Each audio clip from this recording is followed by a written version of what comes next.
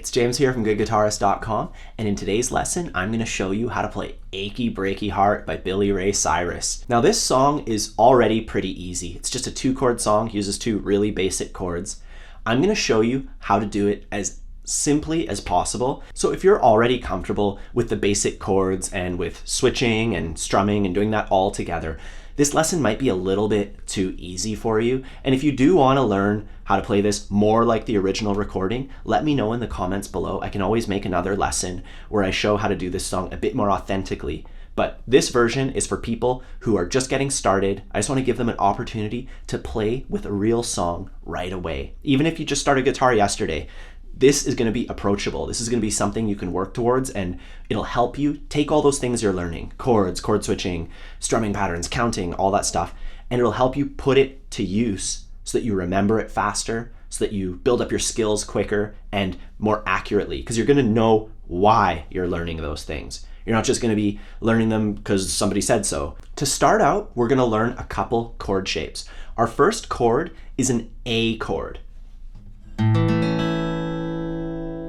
And A, we can play like this. We could skip the first string, that's the thinnest string, we skip it, go to the next one on the 2nd fret, and we put our ring finger, our 3rd finger down. Then we put our middle finger on the 2nd fret of the next one, and our 1st finger on the 2nd fret of the next one. We ignore the lowest string, we just play these 5, and that's the A chord. Now, that's not necessarily an absolute beginner chord. There's an easy way to play it. It's called A sus2, and it fulfills the same role. It just sounds a little bit more airy, and it's way easier to play. To play A sus2, we just have to focus on the middle 2 strings. So if we count the strings 1, 2, 3, and 4, and we're just going to put these 2 fingers, our middle fingers here, our middle and ring finger, on the 2nd fret of those 2 strings. And that's an A sus2. That's a little bit easier. From there, we're going to switch to an E chord. Now, E is the first chord that I show most people. Almost everybody gets, it doesn't sound perfect right away, but it sounds close to an E chord pretty quick. We skip the 1st string, skip the 2nd string, go to the 3rd string, and we're going to put our 1st finger, our index, on the 1st fret. Then we're going to put our ring finger on the 2nd fret of the next one, and our middle finger on the 2nd fret of the A string. So if we were to look through it, it's nothing on that one, nothing on that one, 1st fret, 2nd fret, 2nd fret, and then open for the lowest string. That's an E chord.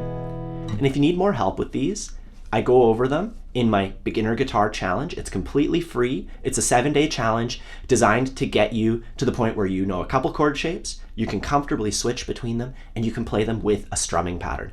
It's designed to get you to the point where you can play a simple song just like this one in only 1 week, from knowing absolutely nothing to being able to play a simple song. Now, before we move on and practice switching through the chords, I want to show you one trick that'll make the switch much, much easier.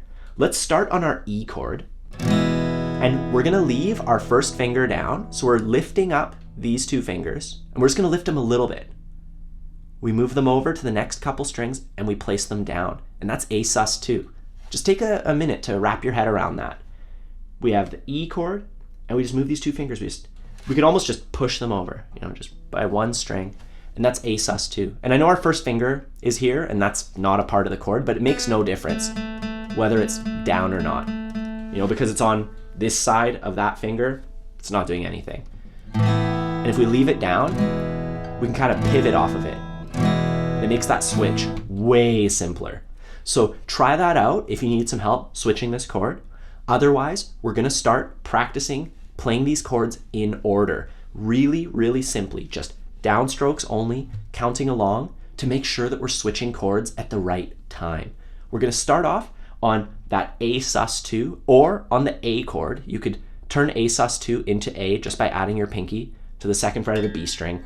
But if you're not comfortably switching from A sus2 to E, I do not recommend that yet. You want to make sure you're really good at step 1 before you move on to step 2, or else things start to fall apart if you just keep jumping ahead too quickly. You're better off building a solid foundation, and if you have a solid foundation, it's going to be really easy to build things on top of that foundation. But if you have a shaky foundation, anything you build on it might fall over. So remember to get the basics down first. We're going to start off on A sus2, keeping it really simple. 1, 2, 3, 4.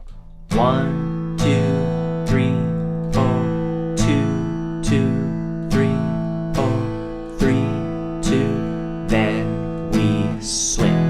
2, 3, 4. Then we stay on E.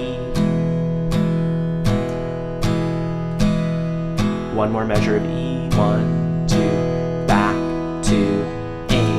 2. You do it all over again. 1, 2, 3, 4. 2, 2, 3, 4. 3, 2, 3, 4. E. Now we're on E. 2, 3, 4. 2, 2, 3, 4.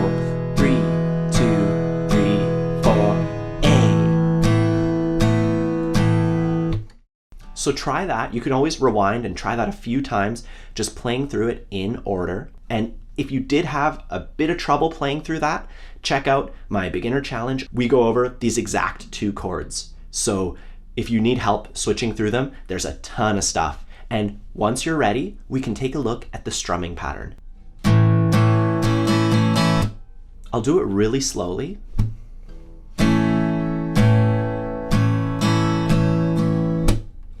It's a really simple one. If we divide it into 2 halves, our first half is just 1, 2. Or if we're doing like full counting, 1 and 2 and.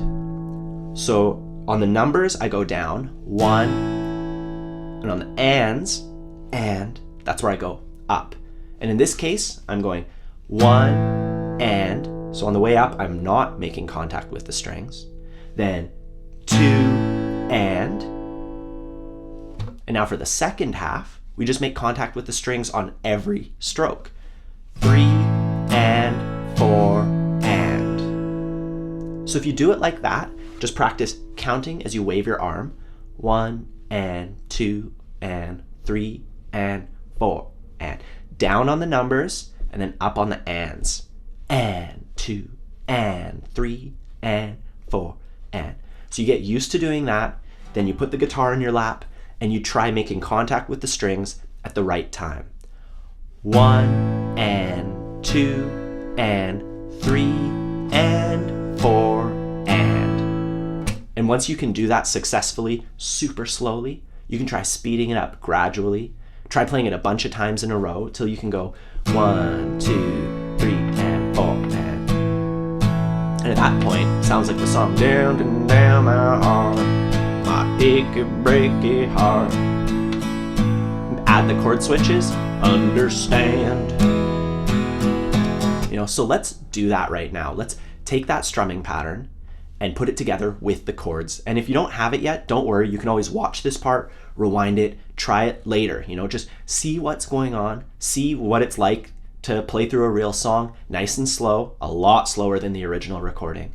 So let's do it. I'm going to count us in, starting out on the A or A sus2, whatever you like. 1, 2, 3, 4. You can tell the world you never was my girl.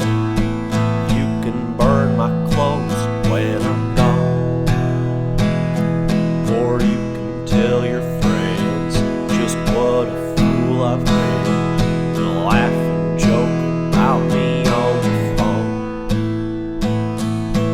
You can tell my arms go back to the farm. You can tell my feet to hit the floor, or you can tell my lips to tell my fingertips they won't be reaching out for you no more. But don't tell my heart, my achy breaky heart, I just don't think you'd understand. And if you tell my heart, my achy breaky heart, it might blow up and kill this man. Yeah, don't tell my heart, my achy breaky heart, I just don't